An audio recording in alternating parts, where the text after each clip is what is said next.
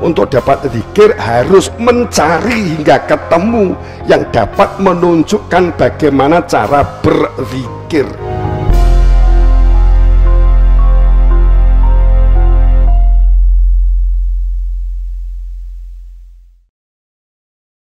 Semua sepakat kok awalnya makrifat. Kalau makrifat, tapi kebanyakan manusia an zikri, dari ilmu zikir ini mu'ridun, berpaling dan tidak ingin tahu. Ini semua sepakat kok awalnya makrifat.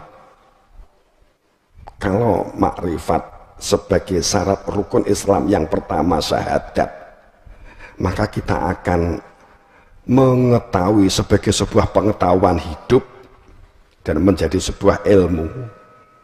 Saat berpuasa, maka kita tahu sesungguhnya apa yang dipuasakan. Ada unsur jasad, nggak makan nggak minum itu unsur jasad, supaya jasad di dalamnya ada pikiran, ada tangan, ada organ, tidak mengendalikan diri yang fitrah, diri yang berada di dalam diri yang fitrah, yang di dalam jiwa, yang asal fitrah dari Allah tadi yang kita matur di depan tadi. Sehingga kita puasa itu akan mengetahui. Jadi puasa tidak membangun perilaku, jika puasa tidak membangun sabar, mengendalikan diri dan berjadu nafsi, maka apa yang dipuasakan? Jika tahu diri kehidupan yang batin dan diri kehidupan yang lahir. Saat makrifat kita juga akan mengetahui untuk apa sih sholat, untuk apa sih takbiratul ihram, untuk apa rukuk, sujud, i'tidal. Saat berzakat atau zakah itu sebetulnya apa sih? Apakah untuk pamer, untuk nganggai orang lain yang miskin, kita yang sebagai yang berhak memberi zakat, sehingga kita akan nganggai, nyombongi orang yang miskin? Tentu tidak akan begitu pada saat awal kehidupan makrifat dipenuhi dengan bersyahadat yang sebenarnya. Berhaji itu bersih, suci. Bait Ka'bah dadanya sendiri-sendiri ini sesungguhnya berhaji, syariatnya di kono. Namun saat teko Mekah ning kok yang datang iri dengki apa meneh nek haji, saiki wong haji ya do selfie ya gitu. Haji kan do selfie. Terus koncone diomongi, "Fotonan aku ndonga," padahal sik gak ndonga, mung di foto tok kan. Berhaji namun masih membawa kenajisan batin, iri, dengki, dendam, riya, sum'ah, sombong, takabur. Ya bohong toh hajinya. Berkorban ini kan menjelang Idul Adha. Namun tidak menundukkan hawa nafsunya, nafsu hewannya, nafsu serakahnya, nafsu angah-angahnya. Tidak mengendalikan nafsu syahwatnya seperti hewan. Tidak menggunakan akalnya dan rasionalnya, akal dan rasional mengendalikan supaya tidak larut kebablasan dalam kendali hawa nafsunya. Ya berkorbannya kan bohong. Apa mana berkorban kudu di foto, dilapor nih terus dihebat, lu aku berkorban loh. Asaki korban ini selfie. Bahasanya apik jan, alhamdulillah saya telah bisa berkorban, terus disebar di media sosial, dier kan gitu tak. Gitu. Tapi bahasanya apik, alhamdulillah saya telah bisa berkorban, hebat kan saya kan gitu. Ya sekarang itu yang subur. Akibatnya kan riya. Riya itu apa toh? Riya itu pamer secara verbal. Riya itu setiap orang supaya melihat bahwa dirinya hebat, bahwa dirinya beramal. Sum'ah, setiap orang itu supaya mendengar bahwa dia itu hebat, dia itu mulia, dia itu agung jasadnya begitu ya. Sum'ah, duwe pamrih, takabur. Maka korbannya akan menjadi sia-sia.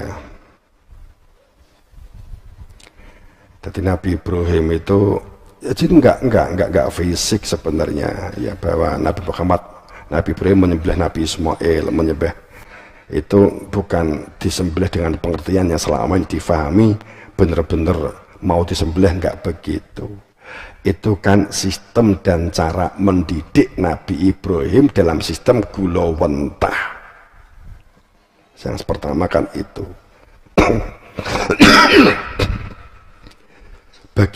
Bagi saudara yang Kristiani meyakini yang disembelih adalah Nabi Ishak, dalam Islam yang disembelih adalah Nabi Ismail, ini sering bantah-bantahan. Ya orang nek rampung yang padha gak ruwe. Oh sama-sama nggak tahu loh kok ya bantah-bantahan itu aneh toh. Sing Islam dasare Al-Quran, Nabi Ismail disembelih. Sing Kristen dasare Injil atau keyakinan. Melu nambahin enggak, Nabi Ibrahim itu sing disembelih itu sing disembelih Nabi Ibrahim itu aji soko tambah ono-ono pisan ben saya rame. Itu enggak salah semua, itu benar semua. Karena kedua-duanya itu memang digolowentah oleh Nabi Ibrahim atas kehendak Allah, bukan maunya Nabi Ibrahim, maka disimpulkan hanya menjalankan untuk mendidik putrane sedemikian rupa untuk meletakkan segala ego, keakuan, nafsunya disembelih supaya patuh dan tunduk, dijadikan kendaraan hati nurani ruh dan rasa untuk dapat menyatakan selamat kembali kepada Tuhannya di dalam kehidupan berdunia ini. Jadi bukan kok disembelih kemudian diganti bim salah bim jadi wedus, nggak begitu gitu ya. Makanya kalau kita berkorban ternyata wedusnya dibeleh, sapi dibeleh, kemudian wataknya pindah ke kita, ya repot malah. Wong dibeleh itu karepe itu supaya menghilangkan watak-watak hewan itu, malah hewan itu dipindah rene. Yes. Andum, aku lho sing korban, dagingnya aku dhisik, lagi liyane awas. Ya, ini pada karo kewane dipindah. Makanya begini. Walau ala qura amanu, ini sekilas saja, ini tutupan. Ala qura itu sebuah penduduk yang makom bertempat. Di situ terjadi sinkronisasi sinergi yang luar biasa. Ala qura. Penduduk ini faham benar tentang tanah, faham benar tentang kehidupan sosial, faham benar tentang hal apa yang harus dilakukan untuk memakmurkan kehidupannya, kehidupan di lingkungannya, sosialnya, bahkan dalam lingkungan bahkan bangsa negaranya. Ini ahlak qura. Kemudian amanu dalam sebuah perilaku tentang iman. Sekiranya walau itu bukan seandainya dalam pengertian khiyal wahmi atau angan-angan ya, walau anna ahlak qura dengan sebenar-benarnya seperti Allah menjamin ya. Ini bisa dikoreksi untuk diri kita masing-masing nantinya kan begitu. Kalau kita banyak masalah dan sebagainya berarti ada apa kan gitu.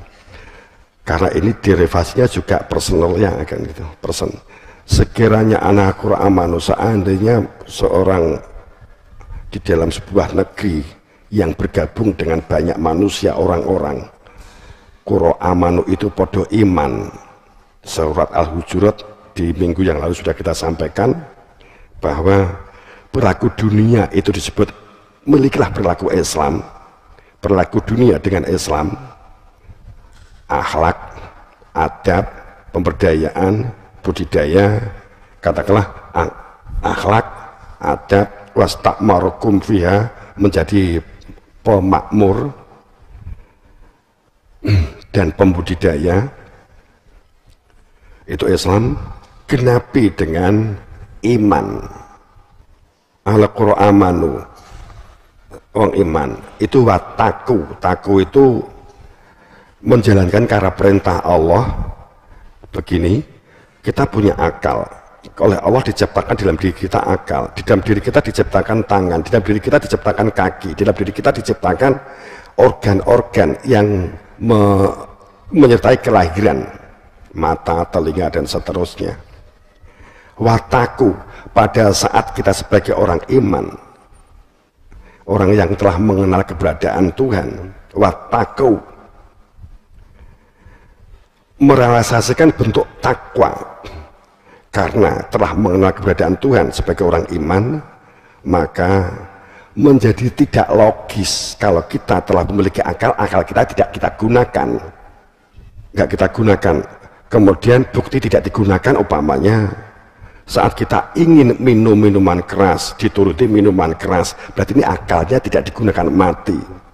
Saat seseorang melakukan perbuatan zina, tidak mengendalikan diri, akalnya nggak digunakan, ini nggak benar, maka ini dikatakan mati. Ini bukan orang takwa, ini yang kategori perilaku-perilaku yang merusak diri.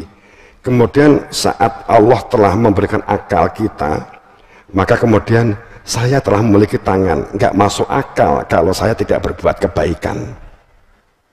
Nah, ini kan namanya akalnya berfungsi dalam posisi sebagai orang yang bertakwa. Saya nggak masuk akal kalau saya sebagai santri kemudian saya membuli kepada yang lain, kemudian sama sekali tidak pernah belajar, nggak mau membaca, dan seterusnya, maka ini kan menjadi nggak masuk akal gitu. Ini kalau kita menjadi amanu itu watakau, memberdayakan diri, mengembangkan potensinya, maka lafatahna, Allah akan jamin barokah dari langit dan dari bumi secara kehidupan yang lahir dan kehidupan yang batin. Yang lahir langit, hujan, ketentraman, kedamaian bumi, kesuburan.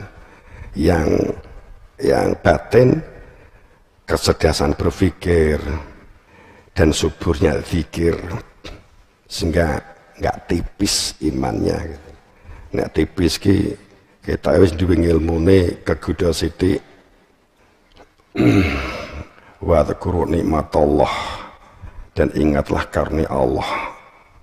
Ini kaitannya dengan juga minggu yang lalu juga telah sampaikan tentang banyak orang meyakini bahwa nek mati engkau mlebu neraka ayam makdudat hanya beberapa hari saja. Apa to kowe wis terikat janji dengan Allah, bertatap muka dengan Allah atau yang berhak, sehingga kamu mengatakan di neraka mung hanya sebentar saja, setelah itu akan dimasukkan ke surga. Wa dzkuru nikmatallah, ingatlah atas nikmat yang tak terhingga itu lakot manallah. Tidak ada kenikmatan anugerah yang hebat pada saat bertemu dengan yang hak dan wewenang sah, ditunjukkan keberadaan dia al-ghaibnya diri Tuhan, maka itu dikatakan nikmat Allah alaikum kepada kamu. Dan perjanjian yang telah diikatkan, perjanjian bersaksi, kemudian kamu semua mengatakan idh qultum sami'na wa ata'na. Kalimat ini itu ada pada depan Bapak Ibu. Ini bukan sejarah, kamu harus mengalami. Ayat ini menunjukkan kamu harus mengalami. Ini mukotob, ini majhul, mabniyun kalau bahasa Arab gitu ya. Ini jelas bentuknya, wa mitsaqul ladzi wa saqakum bih idh qultum sami'na wa ata'na. Pengetahuan dan wawasan itu diperlukan. Orang akan sulit mengendalikan dirinya kalau nggak punya wawasan, nggak punya pengetahuan, sehingga kita melakukan kebodohan.